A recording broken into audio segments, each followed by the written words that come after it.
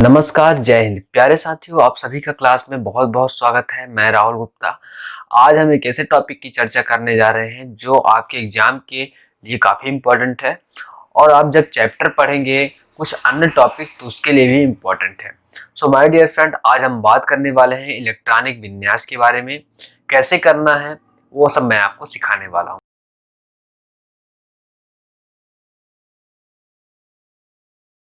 मेरे प्यारे साथियों, आज जो हम बात करने चाहते हैं, देखिए इलेक्ट्रॉनिक विन्यास करने के दो तरीके होते हैं। एक लॉन्ग तरीका होता है, एक शॉर्टकट होता है।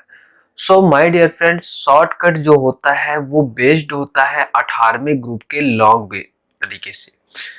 तो मैंने पार्ट 1 में काफ़ी डिस्कस किया है इसके बारे में और काफ़ी सारे वीडियोस मैंने अपलोड कर चुके हैं, तो आप जाकर देख सकते हैं। लेकिन मुझे लगता है कि इस पर मुझे और चर्चा करनी चाहिए क्योंकि ये काफ़ी इंपॉर्टेंट है और एग्जाम में इसकी संभावना कई दफ़ा बनता है। तो आइए देखते हैं। Hydrogen, lithium, sodium, potassium, rubidium, caesium, francium. My dear friends, ये जो शॉर्ट मेथड है आपसे तभी बनेगा जब आप कुछ चीज़ों की जानकारी रखते हो। पहला चीज़ है कि आपको आवर्त सारणी आनी चाहिए, आपको परमाणु क्रमांक की जानकारी हो, परमाणु क्रमांक, ठीक है। और जो तीसरा जो चीज है इसमें आपको 18वें ग्रुप की जानकारी हो, ठीक है। 18वें ग्रुप के इलेक्ट्रॉनिक विन्यास की जानकारी हो।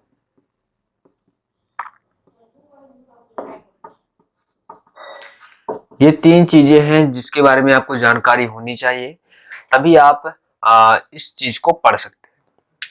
चलिए फिर से मैं आपको बताता हूँ। Hydrogen, lithium, sodium, potassium, rubidium, caesium, francium. My dear friend, सबसे पहला जरूरी चीज है कि हमने आवर्त सारणी में इसको लिख लिया। ये पहला वर्ग है और इसका जो एटॉमिक नंबर होता है, जरा देखिए मैं कैसे लिखता हूँ। इसको याद करने की आवश्यकता बिल्कुल भी नहीं है, रटने की आवश्यकता बिल्कुल भी नहीं है, ठीक है। कैलकुलेशन की मेथड जो होती है इसमें हम अप्लाई करेंगे और यदि आपको भी सीखना है तो आप जाइएगा हमारे हमने इसके लिए आवर्त सारणी के लिए 12 क्लासेस तैयार किए हैं और इस 12 क्लासेस में आपको ये सब जानकारी आपको मिलने वाली है कि आवर्त सारणी आपको किस प्रकार से याद करना है और उसके एटॉमिक नंबर को कैसे याद रखना है, ठीक है। रटना तो बिल्कुल भी नहीं, ये तो मैं खुद नहीं सिखाता और मैं खुद भी नहीं करता, ठीक है। देखिए कैसे करते हैं हम। सोडियम का 11 हो जाएगा, इसमें यदि हम 8 ऐड करें और इसमें भी हम 8 ऐड करें तो ये 19 हो जाता है, ठीक है। आप देखते जाइएगा, मैं जो गोला कर रहा हूँ ये एटॉमिक नंबर है, ठीक है। यदि हम इसमें 18 ऐड कर दें तो 37 हो जाएगा। हो जाएगा कि नहीं हो जाएगा? 37 में फिर 18 ऐड करें 55 हो जाएगा और 55 में हम 32 ऐड करते हैं तो ये हो जाएगा 87 हो जाएगा। सो माय डियर फ्रेंड, ये हमारे लिए काफी इंपॉर्टेंट है एटॉमिक नंबर। जब तक हम एटॉमिक नंबर नहीं सीखते तब तक हम इलेक्ट्रॉनिक विन्यास का कुछ भी नहीं कर पाएंगे। Okay, alright friend. अब देखिए हम इसको कैसे इलेक्ट्रॉनिक विन्यास करते हैं। आप सभी ने आप बाउ का नियम पढ़ा होगा, यदि नहीं पढ़ा है तो क्या करेंगे। Predict table by Rahul Gupta के नाम से एक प्लेलिस्ट तैयार है, हमारे वीडियो के प्लेलिस्ट पर जाइएगा, हमारे चैनल के प्लेलिस्ट पर जाएंगे, predict table by Rahul Gupta, ठीक है। उस पर जाएंगे तो आपको प्रेडिक्ट टेबल का 12 क्लास मिलेगा, फिर इसके बाद जो इलेक्ट्रॉनिक विन्यास की क्लास है वो मिलेगा, यानी कि एक साथ आपको कई सारी चीजें मिलने वाली है। ओके एंड नाउ, अब हम इसको कैसे करेंगे। अब देखिए इसको शॉर्ट तरीके से मैं करता हूं। मुझे 18 ग्रुप के बारे में सब कुछ पता है, इसलिए मैं इसको आराम से कर पाऊंगा। आर्गन, क्रिप्टॉन, जेनॉन और रेडॉन। माय डियर फ्रेंड, हम इस प्रकार से चीजों को आसानी से कर पाते हैं। अब देखिए हमें पता है कि हीलियम के 2 होते हैं और हमें 3 इलेक्ट्रॉन क्या करने होते हैं, फिलअप करने होते हैं। तो यहाँ पास हम लिखते हैं 2s1। अब देखिए 2 1 3 आराम से हो गया, ठीक है। ठीक है, छोटे छोटे इलेक्ट्रॉनिक विन्यास को हम लॉन्ग मेथड से भी कर सकते हैं और शॉर्ट मेथड से भी कर सकते हैं, कोई दिक्कत नहीं होती। लेकिन जब हम नीचे आते हैं तो हमें एक लंबा रूट हमें चलना पड़ता है, तो हम एक लंबे रूट पर न जाके हम एक शॉर्ट फॉर्म में चीजों को करते हैं। ठीक है, देखते जाइएगा पूरे इलेक्ट्रॉनिक विन्यास यही खत्म हो जाएगा। ठीक है,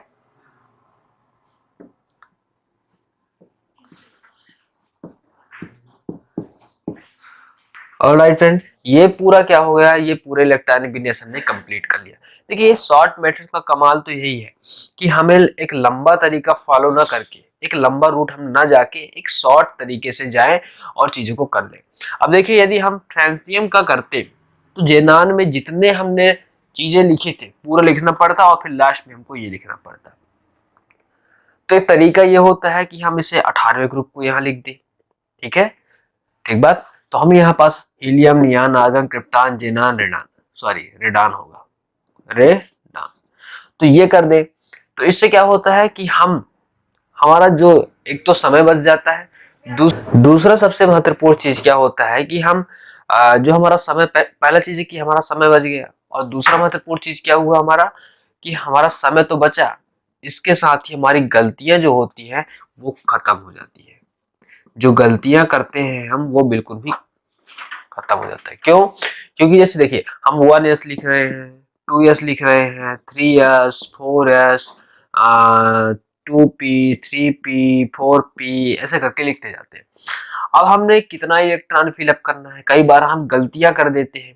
जैसे हमें यहाँ पर हमको पता है कि 2 तक भरना ही होता है, कई बार हम इसमें 3 लिख दिए। कई सारे बच्चे कंफ्यूज होकर समझे कि p है, ठीक है, और p समझ के उसमें 3 फिलअप कर देते हैं। तो गलतियां थोड़ी बहुत हो जाती है इसमें, तो और इसमें गलतियां करने की चांसेस बिल्कुल खत्म हो जाता है। तो मैं उम्मीद करता हूँ कि चीजें समझ में आई होगी। और ठीक है, अब देखिए इसमें से हमें कई सारी चीजें जानकारी मिलती है। सबसे पहला हमें ये पता चलता है कि ये जो एलिमेंट है, ये ग्रुप जो दिया है फर्स्ट ग्रुप जो है, ये किस ब्लॉक में आता है, एस ब्लॉक में, पी ब्लॉक में, डी ब्लॉक में, एफ ब्लॉक में। कैसे पता करेंगे? यदि मैं लिख देता हूं कि helium, neon, hydrogen, lithium, sodium, potassium, rubidium, caesium, francium, तो आप देखेंगे कि इसके सबके इलेक्ट्रॉनिक विन्यास कर रहे हैं, तो सबके जो अंतिम इलेक्ट्रॉन है वो किस कक्षक में जा रहा है, यस कक्ष में जा रहा है। इसमें भी यस कक्ष, यस कक्ष, यस कक्ष, यस कक्ष, यस कक्ष। इसलिए माय डियर इसे हम बोलेंगे यस ब्लॉक का एलिमेंट। इसे आप सब नोट डाउन कर ले, एस ब्लॉक का एलिमेंट बोलेंगे। ठीक है, पहली बात। इसको हम इस ग्रुप को पहले ग्रुप को हम एक चीज और बोलते हैं, हाइड्रोजन फैमिली, हाइड्रोजन परिवार। ओके, अगर इस नाम से भी आपसे एग्जाम में पूछे तो आपको यही लिखना है, hydrogen, lithium, sodium, potassium, rubidium, caesium, francium. Alright friend, and then अब क्या करना है, अब क्या करेंगे, अब ये तो हो गया, ठीक है, हाइड्रोजन परिवार। लेकिन एक चीज और इसमें रह गया, बाहरी चक्र का इलेक्ट्रॉन। काफी बार पूछा जाता है बाहरी चक्र का इलेक्ट्रॉन, पहले ग्रुप का बाहरी चक्र का इलेक्ट्रॉन क्या होगा, तो कई बच्चों को पता ही नहीं होता, और जिनको पता भी होता है उनको ये मालूम नहीं होता कि कहां से निकाले। देखो जरा देखिए इस तरीके से करने से हमें कई सारी चीजें फायदा होते हैं। एक तो हमें ब्लॉक के बारे में पता चल जाता है, किस ब्लॉक में है, पहला चीज। दूसरा, इसके इलेक्ट्रॉन पता चल जाते हैं कि बाहरी चक्र का इलेक्ट्रॉन कितना है। आप किसी भी ग्रुप का करिए ना, किसी भी ग्रुप का करेंगे तो आपको बाहरी चक्र का इलेक्ट्रॉन बहुत ही आराम से मिल जाएगा। देखो ये देखो, एक एक एक एक दिया है, तो इसका बाहरी चक्र का जो इलेक्ट्रॉन है वह डियर 1 हो जाएगा। इसे नोट डाउन कर ले, काफी इंपॉर्टेंट है। यदि पूछा जाए कि पहले ग्रुप का इलेक्ट्रॉन, बाहरी चक्र इलेक्ट्रॉन कितना है, 1 है। ठीक बात। आप देखेंगे, एक मैं उदाहरण देता हूं, आप सब ने ये पढ़ा होगा, क्या बात करते हैं इसको, मेथेन के बारे में। ऑलराइट फ्रेंड, मेथेन में क्या होता है, ये कैसे बनता है, जरा देखिए इसको। देखिए मैं बताता हूँ, कार्बन की बाहरी चक्र में 4 इलेक्ट्रॉन और हाइड्रोजन के बाहरी चक्र में 1 इलेक्ट्रॉन होता है। समझना, कार्बन के बाहरी चक्र में 4 और हाइड्रोजन के बाहरी चक्र में 1 होता है। तो क्या करेंगे, मैं यहाँ समझा रहा हूँ, ध्यान से समझना। कार्बन में यहाँ पास लिखता हूँ, इसके बाहरी चक्र में 4 इलेक्ट्रॉन में इस प्रकार से दर्शा देता हूँ, और हाइड्रोजन में इसके बगल में लिख देता हूँ। क्या मैं गलत कर रहा हूँ? क्या मैं गलत हूँ? बिल्कुल नहीं। अब क्या करूंगा, हाइड्रोजन के बाहरी चक्र, यहाँ पास एक हाइड्रोजन लिखा तो इसके बाहरी चक्र में 1 इलेक्ट्रॉन लिख दिया। ये एक हाइड्रोजन यहाँ पास लिखा है, बाहरी चक्र में 1 इलेक्ट्रॉन लिख दिया। ये एक हाइड्रोजन लिखा, इसके बाहरी चक्र में 1 इलेक्ट्रॉन कर दिया। ये 1 इलेक्ट्रॉन लिखा और इसके बाहरी चक्र में 1 इलेक्ट्रॉन कर दिया। मैंने एस्टक रूल फॉलो किया और चीजों को हमने यहाँ पास देखा कि बॉन्ड बन रहे हैं, और ये बॉन्ड यहाँ पास बन गए, तो ये CH4 हो गया। ऑलराइट फ्रेंड, तो इसी प्रकार से आप किसी भी सूत्र को यदि आप बनाते हैं, किसी भी फार्मूला पर जाते हैं, तो उसके किस पर बेस्ड होता है, बाहरी चक्र के इलेक्ट्रॉन पर होता है। लुईस संरचना पढ़िएगा, बाहरी चक्र इलेक्ट्रॉन की आवश्यकता हमें पड़ती है। सो माय डियर फ्रेंड, ये यस ब्लॉक का एलिमेंट था, पहला ग्रुप है। यदि हम इसे दूसरे ग्रुप की बात करें तो सबसे पहले आप इस चीज को क्या करिएगा, नोट डाउन कर लीजिएगा, स्क्रीनशॉट जो भी लेना है ले लीजिएगा। ये पूरे करने पर 5 नंबर आपको मिलता है। ठीक है डियर, चलो इसका स्क्रीनशॉट ले लीजिए।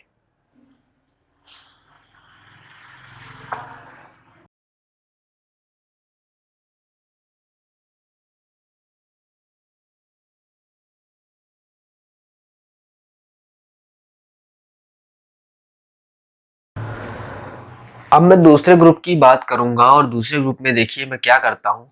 मैं क्या करने वाला हूं, मैं कुछ नहीं करूंगा।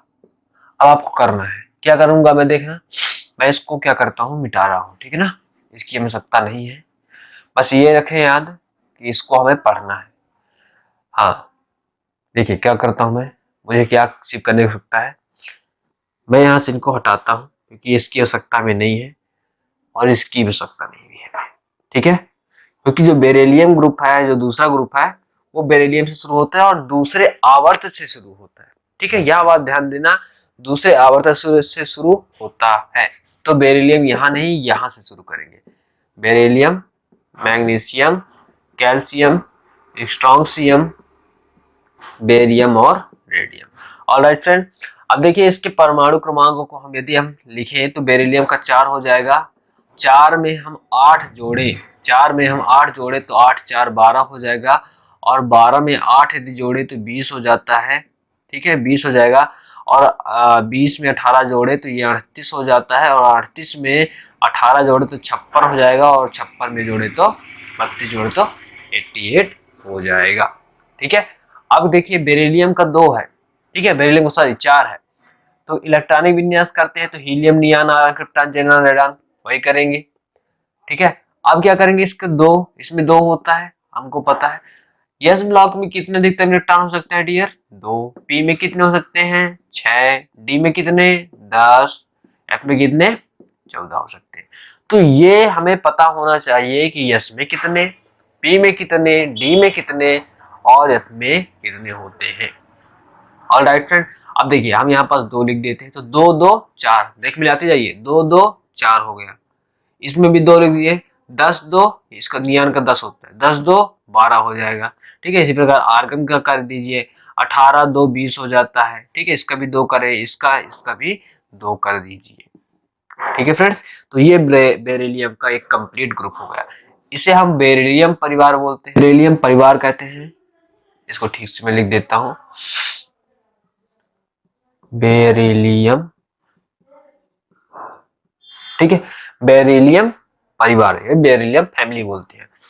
बाहरी चक्र का जो इलेक्ट्रॉन होगा, जरा देखिए इसमें 2 2 दिया हुआ है, सभी के लास्ट में 2, इसलिए बाहरी चक्र का इलेक्ट्रॉन 2 हो जाएगा। इसका सामान्य सूत्र भी होता है NH2 होता है। ठीक है, दूसरे ग्रुप का, पहले ग्रुप का सामान्य सूत्र, पहले ग्रुप का लिख लीजिए NS1 होता है। ठीक है, ये हो गया। अब बात करेंगे, किसकी बात करेंगे अब, हाँ ये पूर्णतः कंप्लीट हो गया, इसको भी नोट डाउन करें। ठीक है, यस ब्लॉक हो जाएगा क्योंकि अंतिम कक्ष में गया इलेक्ट्रॉन, यस ब्लॉक में जाएगा। ठीक है, देखिए जब भी आपको पता करना हो कि यह एलिमेंट किस ब्लॉक का है, तो उसका इलेक्ट्रॉनिक विन्यास करेंगे, और इलेक्ट्रॉनिक विन्यास करते समय देखेंगे कि अंतिम जो इलेक्ट्रॉन है वो किस कक्ष में जा रहा है। अगर यस में जा रहा है तो यस ब्लॉक का एलिमेंट होगा, पी में जाएगा तो पी ब्लॉक का, डी में जाएगा तो डी ब्लॉक का, और एफ में जाएगा तो एफ ब्लॉक का। तो इस प्रकार से बड़े ही आराम तरीके से चीजों को कर सकते हैं। इस प्रकार से करने से आपको पूरा का पूरा नंबर भी मिलेगा। गलती करने की जो चांसेस है पूरी खत्म हो जाती है, बिल्कुल भी नहीं बचता आप, और इसमें आपको अच्छे नंबर भी मिलेंगे। सो माय डियर फ्रेंड, मैं उम्मीद करता हूँ कि चीजें आपको समझ में आई होगी। एक इसका स्क्रीनशॉट ले लीजिए।